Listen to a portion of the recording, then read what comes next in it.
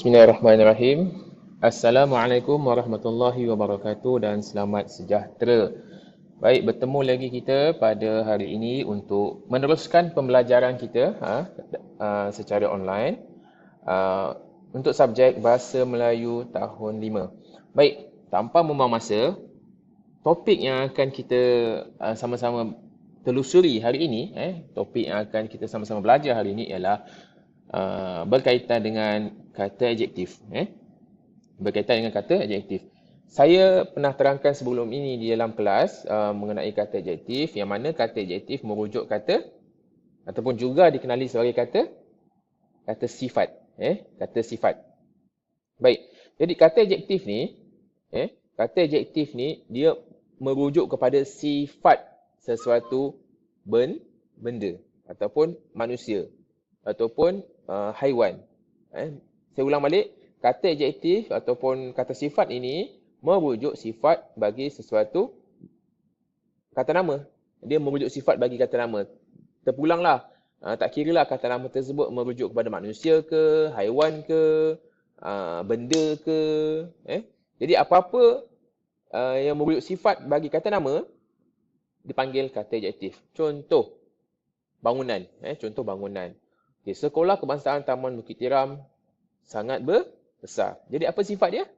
Besar. Untuk orang pula. Okay, Aminah merupakan seorang wanita yang sangat cantik. Ataupun Aminah merupakan seorang wanita yang cantik. Jadi apa kata sifat dia? Cantik. Sifat bagi Aminah, cantik. Besar tu tadi, sifat bagi sekolah. Okay, contoh lain, haiwan pula. Saya mempunyai seekor kucing yang berbulu putih. Jadi putih itu ialah sifat bagi kucing tersebut. Bulu dia berwarna putih. Jadi kata adjektif ini merujuk sifat bagi kata nama. Apa-apa yang merujuk sifat itu dipanggil kata adjektif. Okay, kita lihat hari ini, pelajaran kita hari ini. Okay, tajuk dia apa? Tindakan semasa jerebu. Okay, keluarga Farisha mengamalkan langkah-langkah menghadapi jerebu berpandukan maklumat daripada Kementerian Kesihatan Malaysia. Jerebu, tahu tak jerebu ni? Ni jerebu.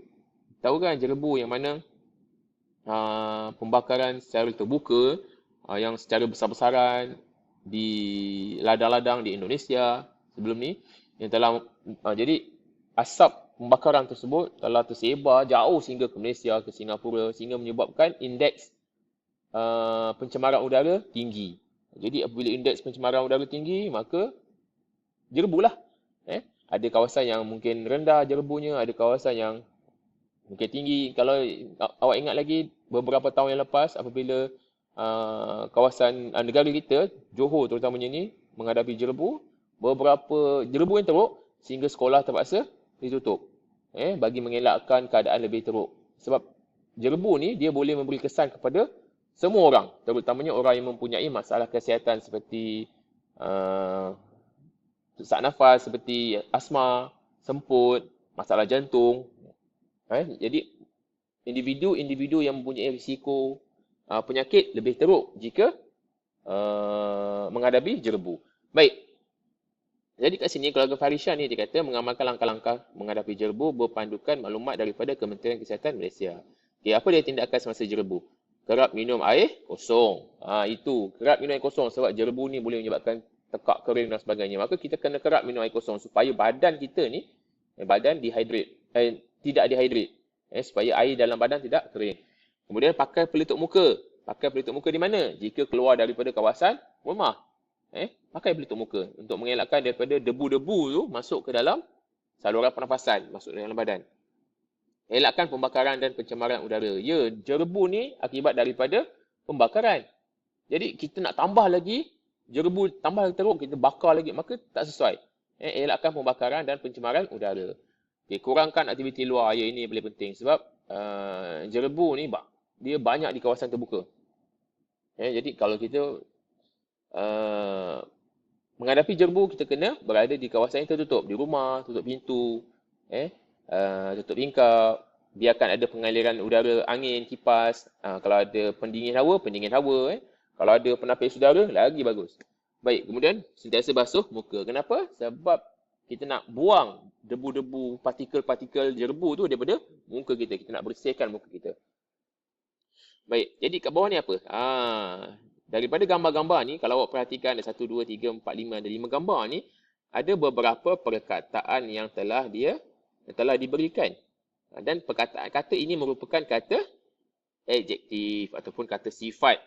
Dia dah bagi awak kata sifat ni. Putih, ni semua kata sifat. Putih, nipis, hitam, tebal, panas, nyaman, pandai, segar, sihat dan cergas. Ini semua kata sifat. Okay, kita baca dahulu sini, Munshi Cilik. Kata adjektif sifatan atau keadaan ialah jenis kata yang membawa pengertian sifat atau keadaan sebagai keterangan. Contoh, rajin, sihat, pandai dan baik. Okay, kata adjektif warna pula ialah jenis kata yang membawa pengertian warna sebagai keterangan. Contohnya merah, biru, hitam, putih. Ini kata adjektif warna. Kata adjektif ukuran pula ialah sejenis kata yang membawa pengertian ukuran sebagai keterangan. Contoh, panjang, kecil, pendek, nipis dan tebal. Baik, selain daripada kata adjektif sifatan, kata adjektif warna dan kata adjektif ukuran, ada banyak lagi jenis-jenis kata adjektif. Kata adjektif perasaan, kata adjektif bentuk, kata adjektif panca indera, banyak lagi nanti kita akan belajar. Tapi untuk fokus kali ini difokus kepada 3 ini saja, iaitu kata adjektif sifatan, warna dan ukuran. Okey. Jadi, apa aktiviti yang perlu kamu buat? Aktivitinya ialah membina ayat dengan menggunakan kata adjektif berdasarkan bahan. Jadi, diminta awak bina ayat. Mudah saja. Bina ayat gunakan kata adjektif yang telah diberikan dan mestilah berpandukan situasi gambar ini. Kita bagi contoh, putih, nipis. Apa kata adjektif dia dah bagi, putih dan nipis. Jadi apa ayat yang boleh kita bina? Contohnya, putih, nipis. Bina satu ayat.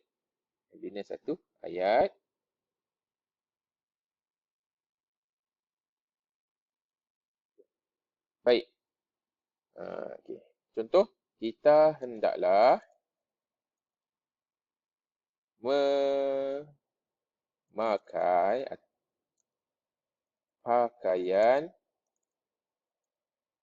yang berwarna putih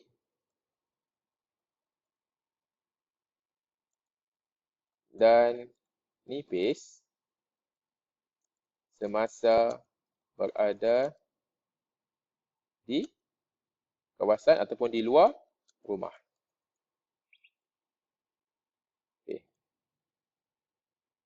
Kenapa? Kenapa kita kena pakai warna putih baju ataupun pakaian yang putih dan nipis? Kerana pakaian putih dia, kalau awak belajar sains, pakaian yang cerah atau warna putih terutamanya, dia tidak menyerap haba, kurang menyerap haba berbanding pakaian yang berwarna hitam. Jadi pakaian berwarna putih ni dia lebih memantulkan haba. Dan kenapa pakai tipis? Ya, waktu jerebu penuh dengan asap dan cuaca ataupun keadaan panas. Jadi kita lebih sesuai pakai yang nipis bagi memastikan ada pengaliran udara. Kalau kita pakai tebal, dah pakai tebal lah nampak contoh ni. Dah pakai warna hitam, tebal pula tu. Apa jadi? Berpeluh-peluh, panas, mulalah tekak kering, gatal dan batuk. Jadi awak kena bina ayat macam ni lah. Putih dan nipis. Maka kita hendaklah memakai pakaian yang berwarna putih dan nipis masa berada di luar rumah.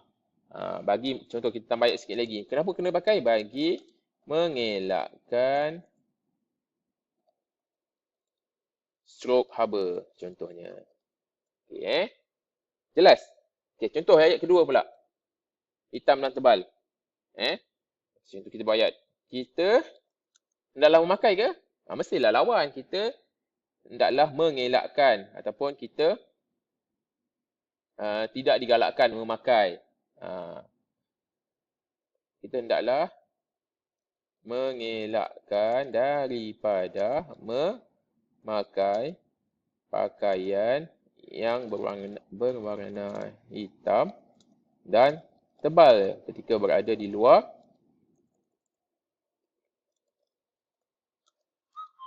rumah kerana pakaian yang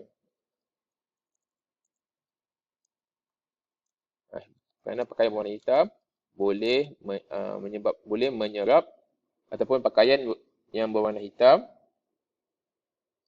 kerana pakaian berwarna hitam boleh